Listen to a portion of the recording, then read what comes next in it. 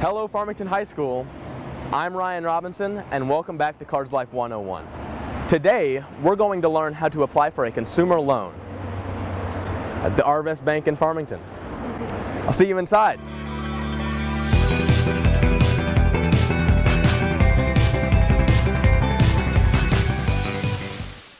We are here with Ernie Penn at Arvest Bank in Farmington. So, Ernie, what are some steps to completing a consumer loan? Okay. There's a couple of options that you have. You can actually go online to arvest.com and you can actually apply for a consumer loan, and you can fill out the application online, as most of you probably like to use. But also you can come to the bank. We have a 2-page application form that you will have to complete and sign, and then be prepared to discuss that application with a loan officer and bring in your information about your employment, your income, and what collateral that you wish to use for that application. Okay. So, as a student, yes, most of that maybe I wouldn't understand. Yes, sir. So, going through for a student who doesn't understand most of that, what does a term like collateral mean? Some Okay. other terms like that. All right. The main thing on the application is kind of like who you are. You know, your name, your address, your social security number, driver's license number, where you live, how long you've been there. You know, sometimes it'll ask for the nearest living relative. Collateral is something that you will pledge for the loan. You may have the option, if you want to come in and borrow $2,000, you may say, I want to do an unsecured loan, which does not require any collateral. So what that basically means is that you're just signing your signature and you're saying, I want to apply based on my income, my credit rating, and I'm not going to pledge any collateral. If you were going to, say, purchase a car, then that car would be your collateral. So that's what you're going to use to secure the loan with. So if you happen to not pay, then we come get your car. Okay. Yeah. So, also talking about students like me, Yes, what sir. can a student do to prepare for getting a loan in the Okay. future? One of the things that, I did this with my two children, my two oldest boys, is to prepare them for a credit rating. We applied for a credit card, and so even though they were underage, I had to be a joint borrower with them, or a joint applicant with them. But that gave them an opportunity to establish a credit history, to have a credit card that they could go buy gas with, pay off each month or whatever.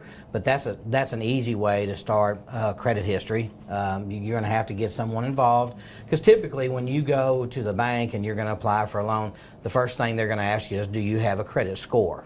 Have you had any previous credit history? Because that's one of the main criteria that they'll use for the loan. It does not necessarily mean you would not get a loan if you did not have a credit history. It just may affect the interest rate that you get. You may still get approved, but your interest rate may be higher because you don't have a credit score. You can also, we also tell people that they can put money into an account, like a savings account, and they can use that money and get a loan, securing it with their own money to build a credit history. Okay. So that's a couple of things that's real easy to do. It's either going to involve someone that's that's either a parent or a relative, or you can do a pledge on a savings account. Okay. Speaking from a perspective that I'm unfamiliar with loans overall, I've never tried to apply for a loan. What are some good things and some bad things? Some bad things to look out for, some good things about them? One of the main things is that when you apply for a loan, the first thing I think you want to do is you want to know what income you have available to pay back a payment. And so it's kind of like a lot of times you can go to a car dealership, and the first thing they'll ask you is, what kind of a payment do you want? How much of a payment can you afford? So that's kind of the same thing with a bank loan. That's one of the things that I'm going to ask you. If you're not sure of how much you want to pay each month, then we're going to figure out if you're going to borrow X amount of dollars for a certain amount of term, this is your payment, and can that fit in with your budget? So I think one of the preparations you want to do is that when you get here, you kind of need to have a dollar amount in your mind, what you want to spend out of your budget each month for a loan payment. Of course, the cons about loans are you got to pay it back, and that payment's not going to go away. Every month you're going to make that payment until the loan's paid off. You have to be careful about the people that you're going to borrow money from. Make sure that they're not charging you too high of an interest rate. In today's world, there's a governmental bureau that kind of monitors that. It's called the Consumer Financial Protection Bureau. And so they monitor the consumer lending that we do. They require us to have a set of rates of different types of loans, and so that everyone that comes into our bank that applies for a loan, they get the same rates and terms as anybody else that may already bank with us and maybe had loans with us before. So. Okay, and continuing the theme of not really knowing so much about loans. Right. What are some tips that you could give somebody who have never gotten a loan before to maybe get a better chance of getting one, like how to dress, stuff like that? Sure. Well, I mean, most people, and I will tell you this, I've had several customers who work what I would call manual labor type jobs, and they'll come in and they may come in straight off work and they may be a little bit dirty, but that's okay. That's not a problem. But generally, if you want to go in and you're going to do an interview and this is your first time, you want to make a good impression. I think that you don't have to wear a suit and tie. Yeah. I have some that's done that before, and they're so nervous. You want them to. First thing you want them to do is relax and just be yourself. But be prepared and come in with a good positive attitude. Learn about the loan process. Ask good questions because it's too easy. We do this every day, and it's very, very easy for us to talk bank lingo, and you have that deer in the headlight look like, I don't know what he just said. That's when you ask questions. Yeah. So I think be prepared to ask good questions. If you have a job, you want to bring your current pay stub with you. So that's verification there. It's really just being prepared to answer the main questions that you're going to ask about the loan and how you want to structure it and kind of how your budget is.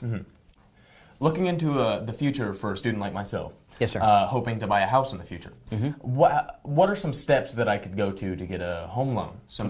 Yeah. One of the things, the key criteria is going to go back to like we talked about before, the credit score. A lot of students will not have that buy their first home. They may not have an established you have to have 3 verifiable credit references to purchase your first home. If you do not, then there are some ways for first-time home buyers. You can use what they call non-traditional credit, and that would be if you have a cell phone, if you make your payments on your cell phone, that's a non-traditional type of credit.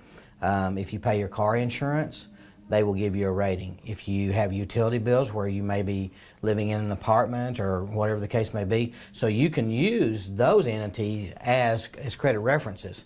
And there are programs that will allow you to do that if you do not have an established credit score. One of the main things on a first-time home buyer, you want to be real cautious that you don't overbuy for your income. Hopefully the lender won't let you do that, but there'll be some percentages that they will use based on your income.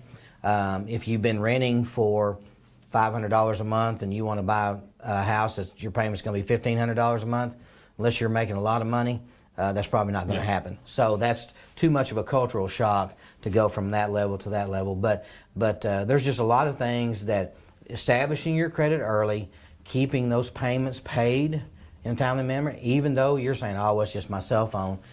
If they go out there and you pay late, it will show up on your credit report.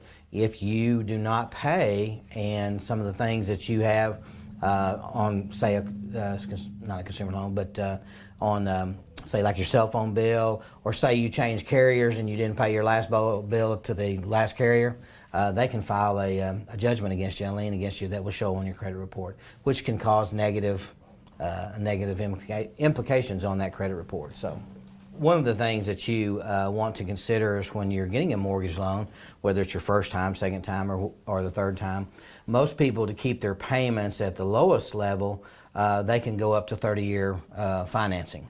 So that will keep your payments at a little bit more affordable level. Of course, you think about that when you buy a house and you're going to mortgage it for 30 years, then you're going to be paying on it for 30 years.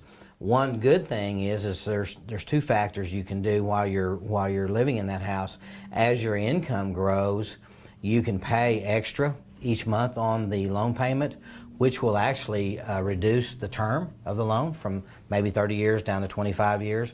But any extra that you pay on the principal shortens the term that that loan is. Or you may wish to do a lesser term, which would be like a 15-year loan, a 20-year loan, 25-year loan.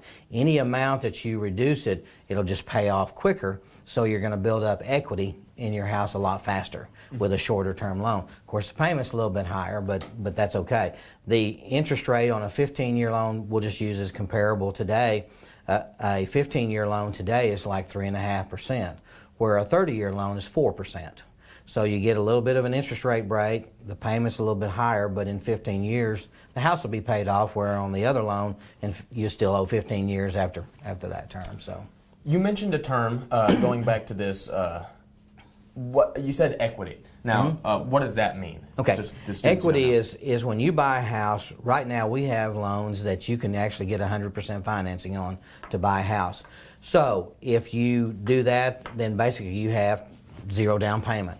If you put 10% down, which that means a down payment is your equity. So if you bought a $100,000 house and I loaned you $90,000, then you're paying $10,000 in cash for your equity. So as your loan is paid down, say you did that $100,000 loan, you borrowed $90,000, and in 10 years from now you owe $70,000, and your house is appreciated to $120,000.